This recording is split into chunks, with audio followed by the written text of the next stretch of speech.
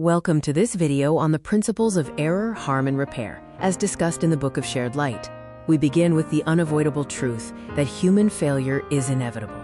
We will be wrong, we will fail others, and others will fail us. Accepting this reality is the first step toward processing our mistakes and repairing the damage. When we cause harm, we must distinguish between guilt and shame.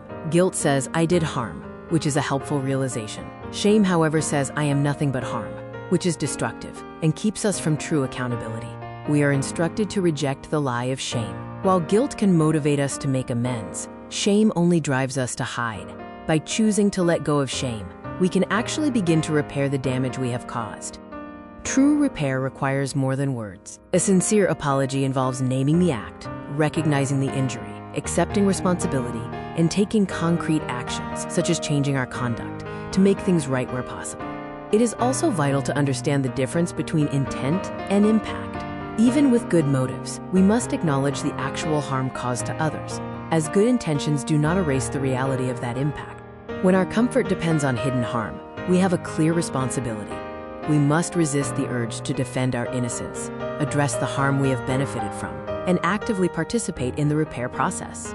If we are the ones who were harmed, forgiveness is a gift, not a debt.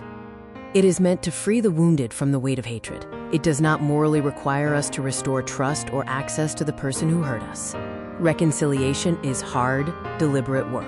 It requires truth, safety, accountability, changed behavior, and time. Without these elements, demanding reconciliation often serves only to protect the person who caused the harm.